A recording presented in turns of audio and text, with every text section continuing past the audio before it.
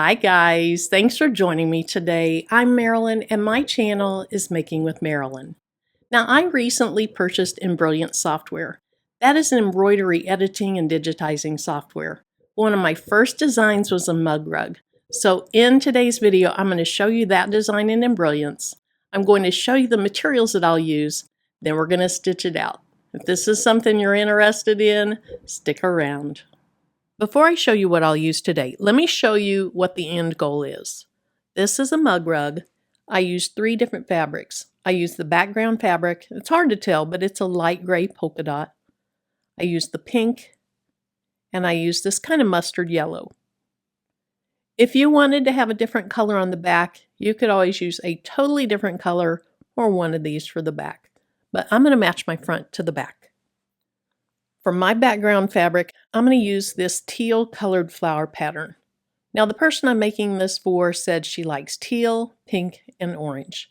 So that's why I chose these colors. So this is my background fabric. Then the main part of my flower will be made out of this. And then the inside of the flower will be made out of this. In addition to those, I'm going to use 2 different colors of thread. I'm going to use my 6x10 hoop, but I did make this for smaller hoop sizes, but I'll be demonstrating today on my 6x10. When I do applique, I love these double bend scissors. I also like these scissors with the little curve, but I've really grown to love these, so I'll use these today. I have some fabric scissors, and then I have my pinking shears. All this isn't necessary, it's just what I'll use today. Now, in the end, there is a little gap on the outside of the mug rug. You have to close that up. So I'll be using a little bit of this heat and bond tape, and then eventually I'll go around and I'll top stitch around the entire outside. But this will close it up for now. If you want your mug rug to be a little bit fluffy, you're going to use some batting inside. Today, I'm going to use this fusible batting. It's not real thick, and you iron it onto your fabric. You don't have to use iron-on. In fact, if you wanted to, you could take an old white t-shirt, you could use some of that fabric, and that could be your inside batting or your inside fluff. Now, interfacing isn't needed, but what I found when I put this pink fabric on top of the teal fabric, I could kind of see through it. And so I'm also going to use just a light piece of interfacing on the back of my pink fabric. Even if you're not going to use any interfacing or batting, you are going to need some type of stabilizer. This is a cutaway. This happens to be fusible. I'm not going to fuse it. I'm just out of the regular cutaway. And the last thing I can think of right now is I'm going to need some type of heat source. I'm going to use this little iron, and that is going to be to apply that heat and bond when I close up my mug rug. And of course, I'm going to need my embroidery machine. I'm going to use a Husqvarna Viking Topaz 40 today. Before we stitch this out, I want to show you the design in Embroider. That'll help you understand the process.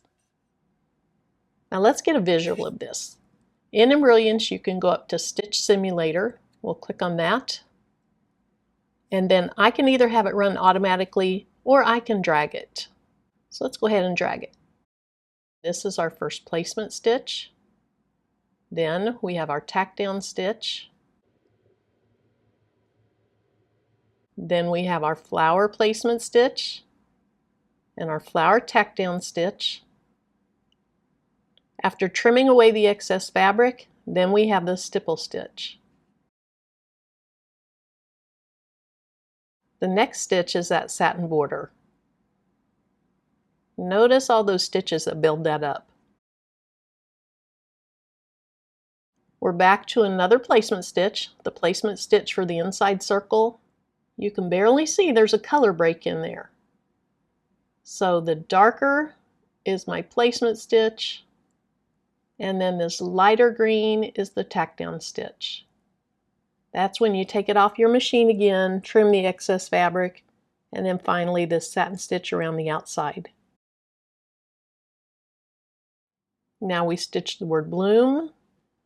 We add that back piece of fabric onto our design, and we stitch the 2 together.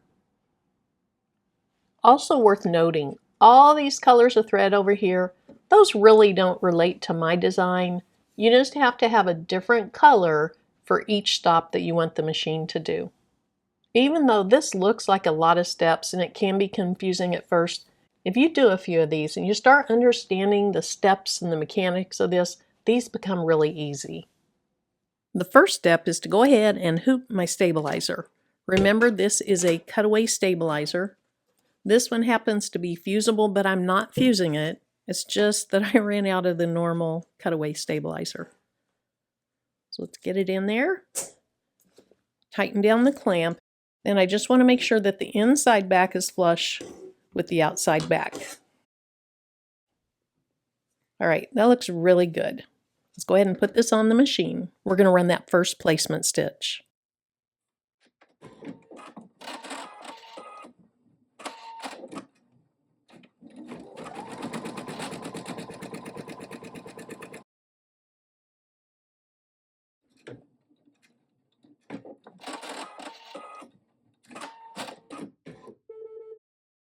Now we're going to run the tack down stitch. Now if you had separate batting, you would lay your batting on your hoop, then your fabric on the hoop. And since this isn't going to be attached in the hoop, it's called floating. I already attached my thin batting to the back of my fabric, so mine will just go like this. Now you're going to see me through this, stop the machine, trim the thread, and then start the machine back up. Somebody in the community, Shay, she says I am thread anxious, and I really am, so I like to trim my thread as I go.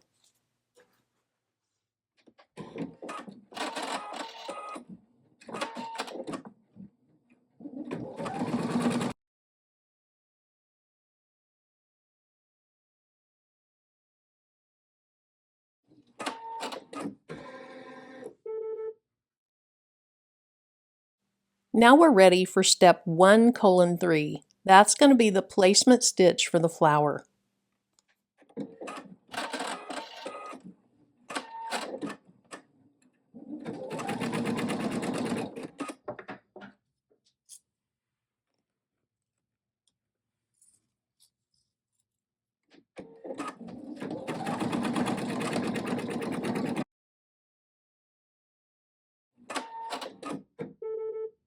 Now that the flower placement stitch is there, it's time to run 1:4, and that is the actual tack down stitch of the flower fabric.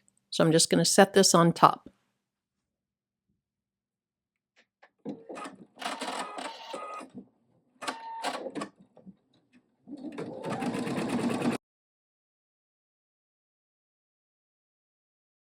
At this time, we have to remove the hoop and cut that excess fabric away. Now you are not going to take this out of the hoop until we're totally done, but you can definitely take it off the machine between steps. Okay, so you can see our tack down stitch. Now what I'm going to do is trim around the outside of this. So I like to pick up my fabric and then kind of push or pull my scissors toward me while I'm trimming. And I honestly feel like this type of thing takes a lot of practice. I don't feel like trimming away excess fabric while you're doing applique comes naturally to most people. Now after a while it'll be okay, but at first it really doesn't. So let me go ahead and trim all the way around this.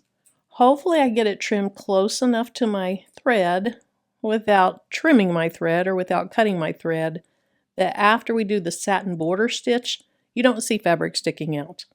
But you might. You have to get really close so that doesn't happen.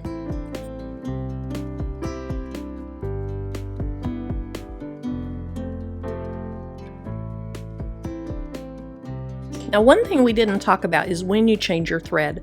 That is all a matter of personal preference. You can use all the same color of thread for your entire thing. You can try to match some of the pieces of it. That is totally up to you. All right, I see one part here that needs to be a little bit closer. And again, hopefully I'm not going to see any of that fabric outside, but this is handmade. It is not perfection. And I think that even if a little bit shows, I think she's going to love it. All right, we're going to put this back on the machine. Now we're going to do that stippling pattern.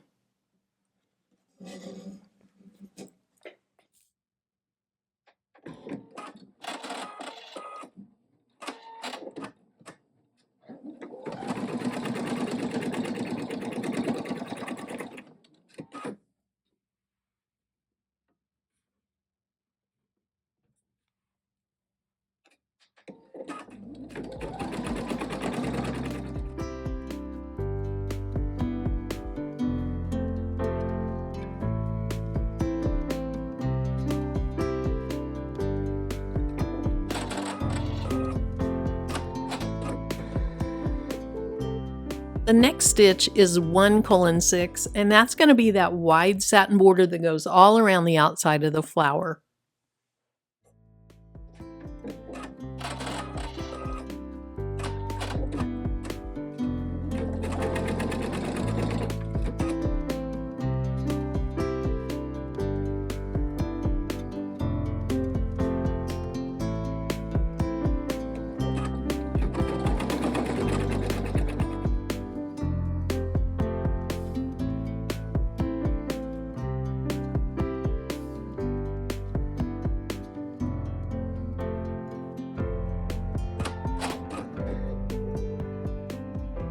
All right, I made a change of heart. I cannot stand this on that pink fabric, so I'm going to put this on instead.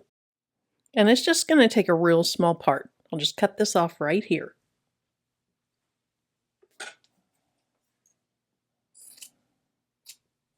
Now the next stitch is going to be the placement stitch, then the tack down stitch. I might as well go ahead and change my thread. And because I changed fabrics, I decided to go with this kind of mustardy orange or pumpkin orange. Hopefully that'll look okay.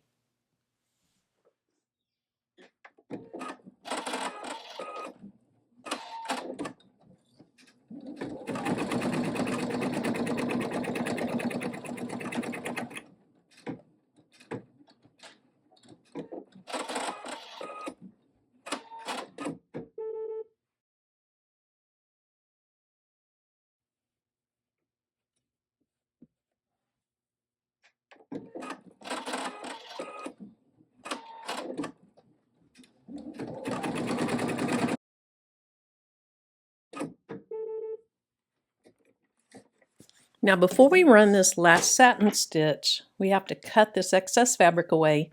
I'll use the same process. This one's pretty easy because it's just round. You don't have the little divots in between the petals. And I don't see fabric sticking out from my last satin stitch, so I think I did a good job.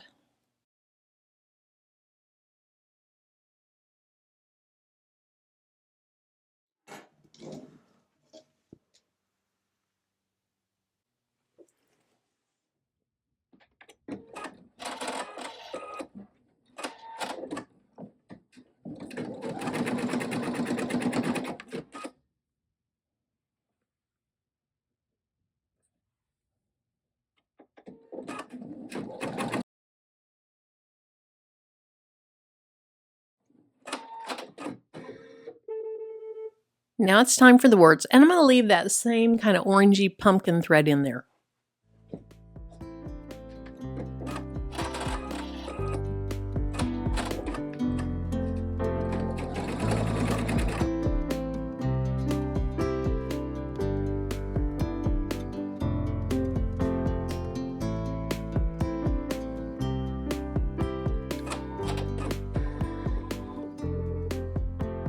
Now the last step on your machine is to go ahead and place this fabric pretty side down on top of your mug rug. If you're going to use more batting here, you would flip over your pretty fabric. We're going to pretend like this piece of paper is my batting. Then you'd put your batting here. When I was on live, I almost did it the wrong way. I almost had my batting first, then my fabric, and that would have caused a big problem. Because my batting is actually fused to the back, I don't even have to think about it. I'm just going to put pretty side down.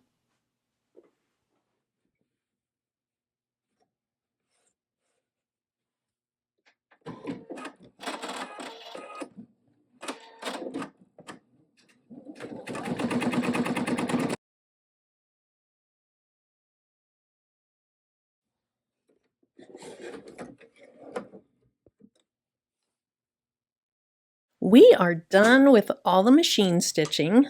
So let's go ahead and take this out. Now that's a lot of bulk, so I'm going to go ahead and use my pinking shears and I'm going to trim it down. Now I do want to leave fabric right here because I'm going to need that to tuck inside when I use my hem tape or my heat and bond. I'll show you that step in a minute. Just so I don't accidentally forget that, I think I'll start there.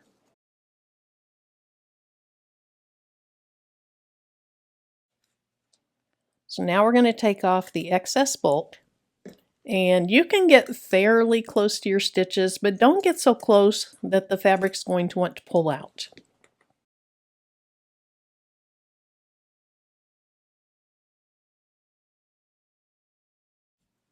All right, I can cut this a little closer.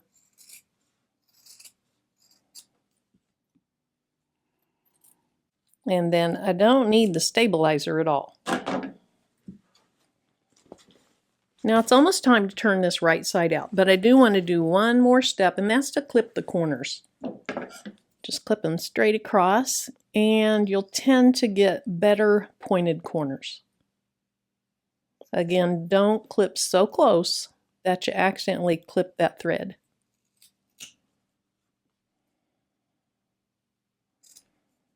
All right, now the fun part. Let's see what it ends up looking like. Now this can be a little trying, especially if you're doing this in a smaller hoop. It can be very trying. So I'm just going to grab one of the other corners.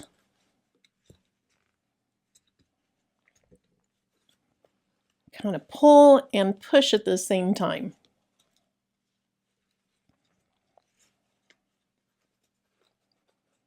And then I'll start pushing out those corners so it starts to take shape.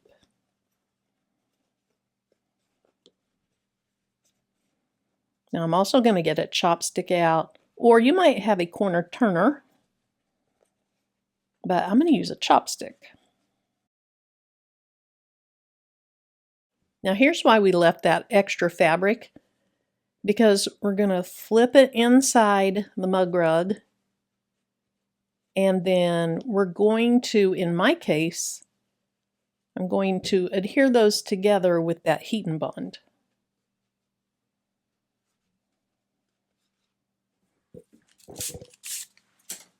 Now these chopsticks are nice because it's a little bit rounded on this end. And so let's find my hole and just keep pressing this out.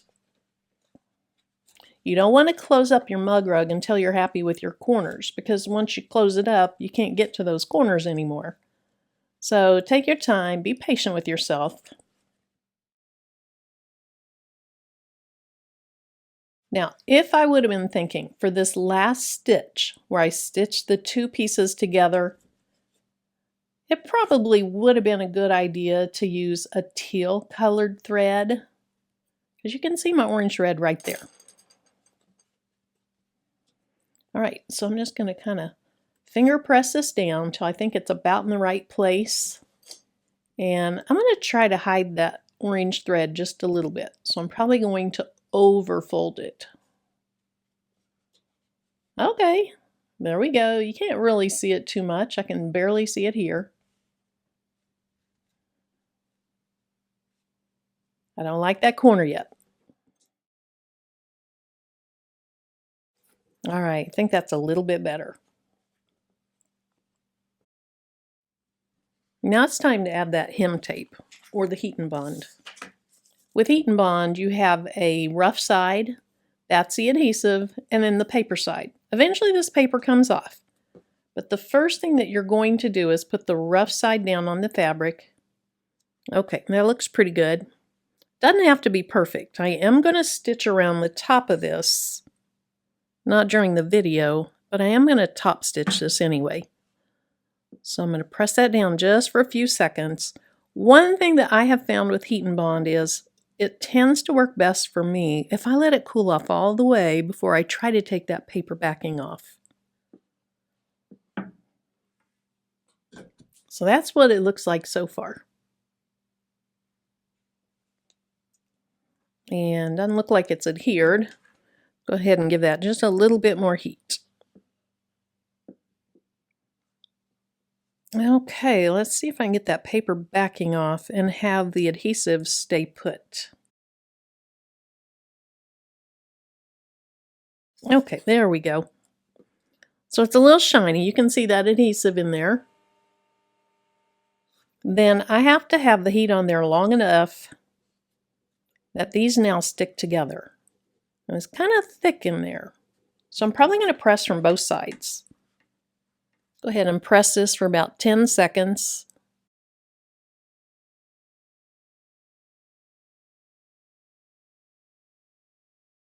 Okay, that doesn't look like it's adhered down perfectly.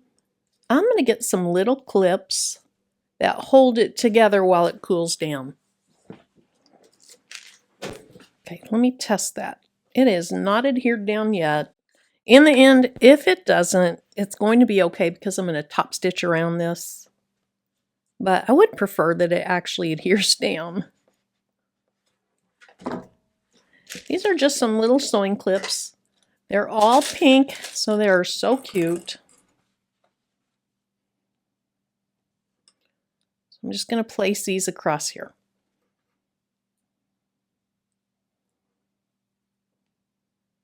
And then I'll let that sit like that for 10 or 15 minutes.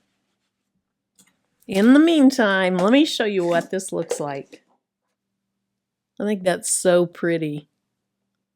So after this, and this part's optional, I am going to put this on my sewing machine and I'm going to stitch around the outside just to top stitch this. That's going to hold that closed very well. And I think I'll use a light teal so it kind of blends in. But for this video, we're done. Let me go ahead and take those off so you can see what it's going to look like. Then I'll just add them on later. There's our mug rug. So cute. Now you can have a different pattern on the back. You could use one of your inside patterns, or you could use a fourth brand new fabric. But I like how this turned out. Thank you guys so much for joining me today. I hope you have a great rest of your day. And until my next video, bye-bye.